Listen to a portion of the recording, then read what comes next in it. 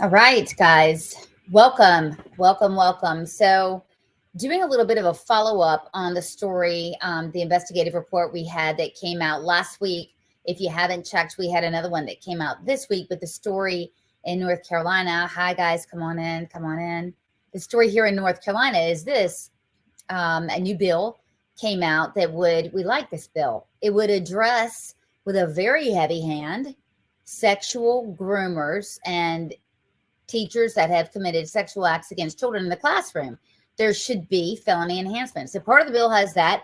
Part of the bill has something else we're going to tell you about. But the bottom line is this: is that the way that the teacher licensure works, it doesn't work. That's the take home. It doesn't work because teachers are required, and we understand this, to report. If a teacher is suspected or under investigation for sexual abuse, they have to report that to the state within 5 days. But then what? Right? Our investigation found that nothing actually happens after that happens as a result of that. So I'm bringing on tonight Angie Todd. Hey, Angie, how are you? Good. How are you tonight? Doing great. Doing great. So, well, sort of great. Not a good topic to have to talk about, right? No, it's not. I was very shocked when I found out myself. Yeah, a lot of school boards were. So let me tell you how we conducted this study out there for everybody in the audience. We took just the press clippings for about 40 teachers who have been arrested. Now, they have not been convicted. So they have been arrested for things like indecent liberty with minors, actually rape, recording children in various stages of undress. And we wanted to know what would happen, and they taken out of the classroom, what happens to their teaching licenses. So we have found, shock of all shock, that convicted child predators were still licensed to teach in the state of North Carolina. And it's now, Angie, the loops aren't always closing at the state, right? You're on a school board tonight. You're speaking for Angie Todd. You're not speaking for your school board. Tell us about what you do, how long you've been serving, all of that good stuff. So I was sworn in December of this 2022, but I've been following the school board since June of 21. And in that process, that's when I decided to put my name on the ballot and run. This story about this teacher in particular in our district happened in that time frame in April of last year when it was discovered. I did some research on that at that time. However, it was an open court case, so really the only thing you could find was files, what charges have been filed, that kind of thing. So I guess my assumption was at that point he didn't have a teacher's license, because I couldn't imagine in that situation him still being able to access other children until at least the court process had gone through. Let's give you an idea, guys, of who we're talking about. So the very first thing is this. So we're going to follow the bouncing ball with this report. And so what we discovered in our investigation in Onslow County, there was a guy named Stephen Joseph Barra. He put cameras allegedly. He's actually up on 10 counts of felony or excuse me, that was my phone. Whoops. He's up on 10 counts of, I think, recording children again in various stages of undress. Your school district did the right thing. Principals and superintendents, we have found, going district by district, by and large, they're doing the right thing. They're reporting this to the state. Correct. But the state's dropping the ball. The state's dropping the ball. They're not reporting this. So this dude was charged back in April 29th, 2022, and he still has a current teacher's license when right on the spot, this particular teacher, when he was confronted with the allegations, my understanding is that from the HR person there in Onslow, he surrendered his license. And you guys, that's what happens almost all the time, right? Guy gets arrested. The school has already done an internal investigation, but this license surrender is not recorded at the state. And so, guys, here's what it can happen. And I'm really excited about this. School districts in North Carolina are not required to do background checks. And that means, Angie, you know as well as I, a teacher can go to the next state, next county, and fall through the cracks. Correct. And then there's no record of anything until the actual convention comes through. And even then, I don't know how that relays from state to state. Right. So one of our cases that we looked up, a guy was out on bail. Okay, so what happens is you get arrested and, post a $25,000 bail, whatever it is, and then you're out until the trial. We have found on average there's 18 months between the time that a person is arrested and they go to trial. We found 3 years. We found a guy that was out for 3 years. Now, everybody in this country is absolutely guilty. And oh, by the way, most all the time, they will suspend a teacher with pay until an investigation can be completed if a teacher's arrested first, right? But if the investigation happens first and then the arrest, it's a little different. That's my understanding. Is that your understanding as well? Yes, I believe so. Yeah, because I mean, everybody's entitled, right, to defend themselves. I mean, people make accusations, false accusation of a heinous nature all the time. It just concerns me to think that somebody would be able to go and access another school and other children, and unbeknownst to the school, because if they don't require the background checks, and that wouldn't even show at this point in the stage anyways, that it would, I feel like at the state level, that would be something you would want to suspend at least until you find out what the outcome of the court proceedings are. Yeah. Oh, absolutely. That is something that you would want to do for sure. And yet it's not being done. Let's talk about something else in this bill, because it's a very big deal. Part of the bill, enhances the felonies for teachers to physically assault children or to abuse children. And that's something that we have to have that. But the second part of it would make it a felony for principals, vice principals, HR people, and superintendents not to report to the state in 5 days. It's going to be a felony. Do you think that's fair? I don't think it's fair at this stage, because the state I don't feel like the state's done their part in protecting these children. So how can you put more pressure on the principals and superintendents when you're not holding yourself accountable at the state level? Well, yeah, I mean, that's just it, is that we're finding that, in case after case, to your point, schools are doing what they need to be doing. And I think, schools want to do a good job. They want these dirtbags out of the classroom. They want them incarcerated just as much as the public does. But, a school board chair made the point with me this afternoon. Why in the world are we going to be punished when nobody up at the state level is going to be punished? Why in the world do we have 5 days to get this report to the state when they're just going to sit on it? It just doesn't make any sense. And I agree. I think that the school level, they're thinking about the liability, not only just to the more harm of children if they're not doing their part, let alone the liability. So I would think that liability would also apply to the state in those same actions that they're expecting the school administration, superintendents, and principals to conduct. Well, I think liability will. Unfortunately, liability. Everyone give it up for iPhone 30. Sorry about that. I'm trying to do 10 things at one time. No, I think the liability happens when someone gets sued. Nobody wants that to happen. I believe, I think a class action lawsuit is going against Guilford County, as I understand it, as well as, of course, New Hanover. And I think in New Hanover, there were a few instances where there's something called pass the trash, you guys. Pass the trash means that schools, these teachers are passed district to district, kind of like the Catholic church scandal. And one of the ways you keep from doing that, Angie, is to make sure that at the state level, the job is done. Correct. And that was part of the reason why I sent an email this week with voicing my concerns to Eric Davis and Catherine Truitt and Allison at the legal department, because I feel like I don't want that responsibility to come back on Onslow County, because they did what they needed to do. Right. And so let me tell you what that would look like, you guys, just so we all know.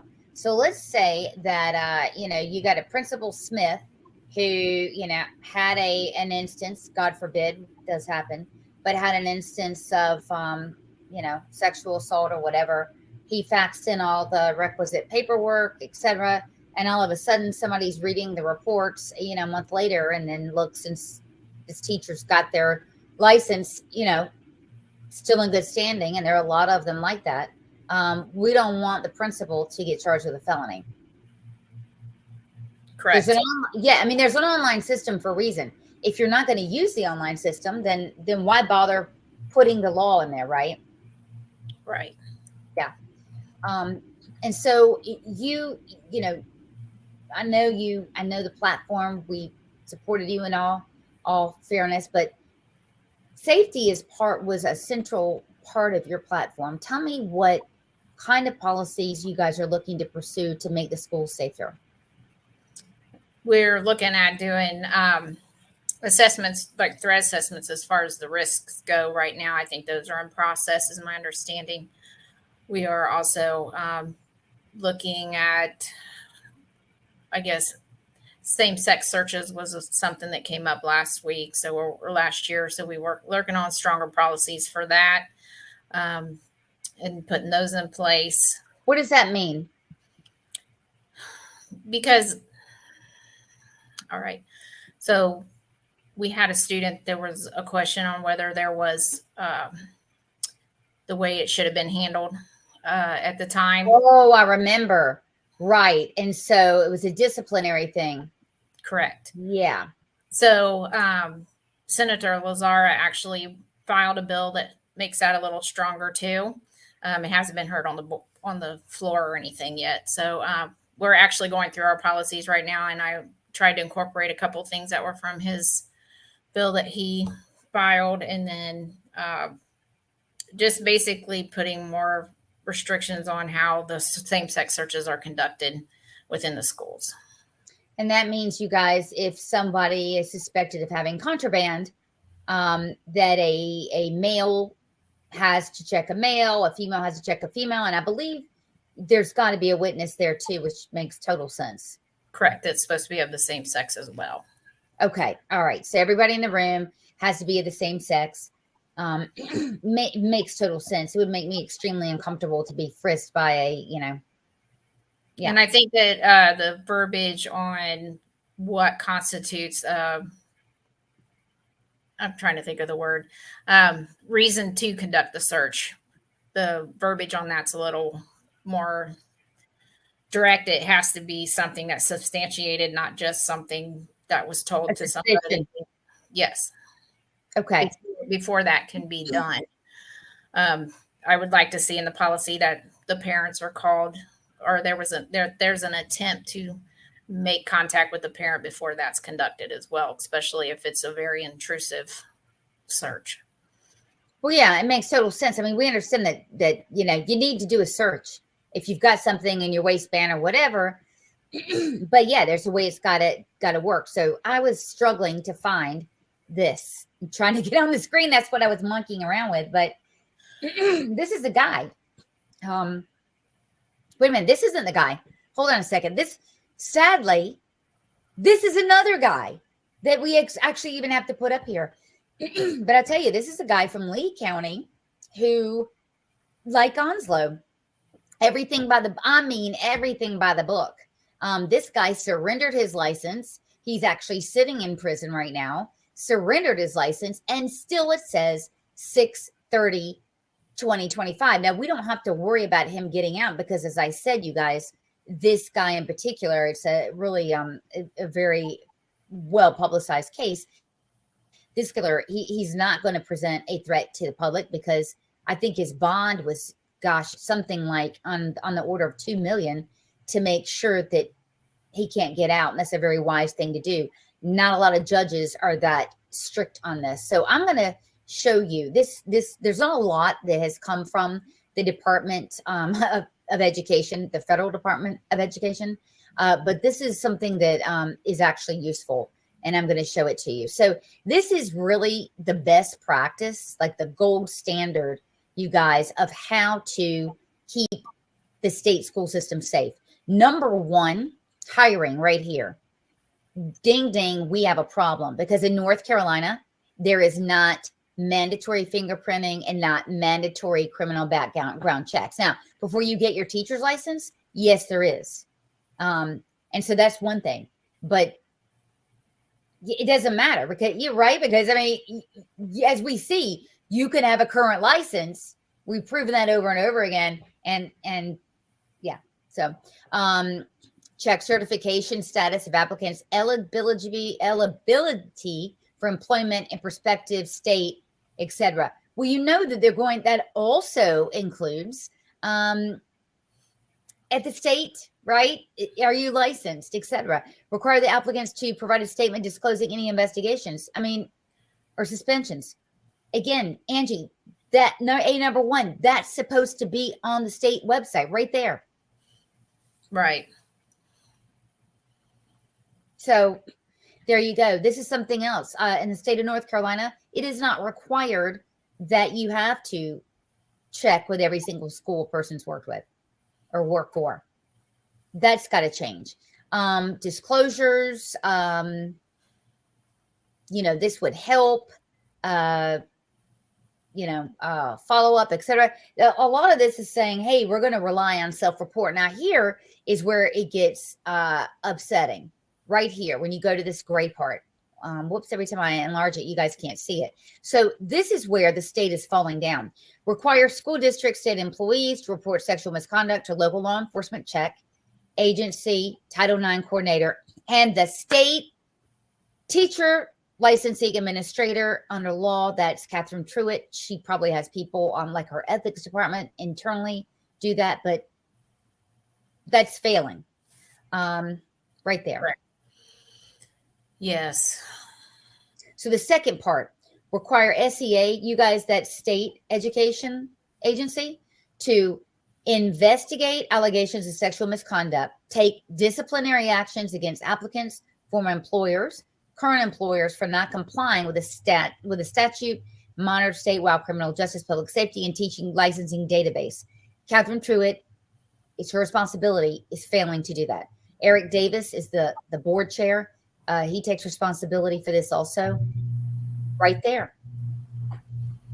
It's upsetting because I can't imagine children being put in that path of someone needlessly for no reason. Well, here's the thing. Truitt made a very good presentation, actually, I thought, to the K through 12 Education Committee last week, and she said, "Look, we have some heinous teachers out there doing these things. They're a tiny minority. We know that." And she said that I, Catherine Truitt, investigate these things and I sign off on them. Right there, she admits she's being sent the required documents. She's not doing the investigations. So how do you think we can change that at the local school board level? Do we just send emails asking these questions, or demand it? This happened. We did our part and demand it. So if you're listening tonight and you're on a school board, because I've got, a lot of school board members increasingly are coming to us, and yeah, they're like you. They're like, we're doing our part. What the hey? Talk to your rep. So you've already talked to your rep and talk to Truitt. Okay. We've been very upfront with our contention that Catherine Truitt has to go. The very minimum she's not doing. The must-haves is not happening. Let me give you an example on how her data is reckless and irresponsible. She came in front of the committee and said from 2016 until now, there's been 124 either suspensions or voluntary surrenders or revocations. There's been 216 actually. So the number's completely wrong. Out of that 216, only 37 are hers. So the last guy had the lion's share of it, and I want to say he had about 180 during his 4-year tenure. So it's not making sense. It's completely reckless and irresponsible. So ultimately, we've got to have somebody run against her.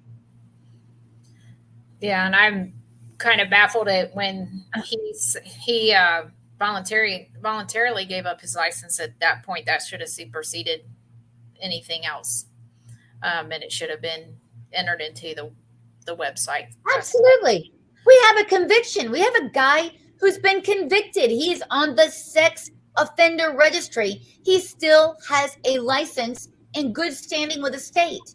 And by the way, he got a 30-month suspended sentence, you guys, for 4 counts of indecent liberties with a child, 1 count of felony meth, and 1 count of soliciting a child for sex. Cabarrus County, by the way, we're looking to find out who that judge is, because they got to go too. So clearly, Ed First Alliance needs to get involved in more than just school board races here. We've got to get involved all up and down the chain to make sure that children are safe. And it's going to take all of us getting involved. It's absolutely going to. It's what is happening is it's unconscionable, and we as a state deserve better, quite frankly, than the way that our electeds have been treating us and treating our families and children. So, right. So, I'm glad that we're starting to band together and make differences and change things and keep our children safe, because at the end of the day, that's what needs to be the most important thing. Absolutely. It transcends politics, transcends everything. And by the way, it's something that we all have in common. So if you're listening tonight, no matter, if a lot of people tell me, oh, my rep's a Democrat and I don't know them. Well, they're still your rep, right? And this is an issue that you can approach them with. You should approach them with. You need to. They need to get on the horn. Actually, I talked to my rep tonight. She's a Democrat. Doesn't matter. She was floored, infuriated. This affects everyone. And I agree. I think that's something in Onslow County that we've been able to come together on, is everybody wants our children to be safe, whether it's security issues or issues like this where it's offenders. It's going to take all of us getting together to make those differences, and we've got to set the other stuff aside and make this our priority. I agree. Well, I want to thank you for giving us your perspective on this as a concerned parent. You and I talked about, this before I even did this investigation. It's concerning, and everybody, we deserve answers, and we deserve to have the state pick up their responsibility. We do. And I think that we're all in this country, state, community, we're all about, we need to start holding people accountable for the jobs they took on. And if you're an elected official, that's something that you have to step up for.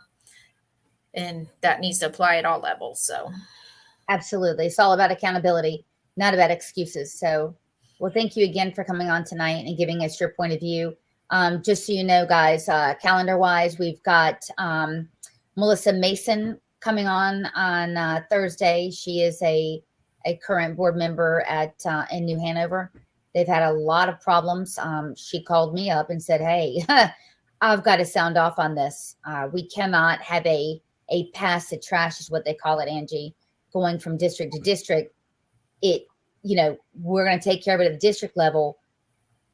Got to have some help from the state. So we're getting school board members from all across the state wanting to speak up about this problem. Well, I'll be sure to watch. Thank you for having me on tonight. I appreciate it. Thursday night. All right, guys. Good night. Thank you, Angie. We'll see you. Keep doing a great job in Onslow. All right. Thank you. Good night. Bye-bye.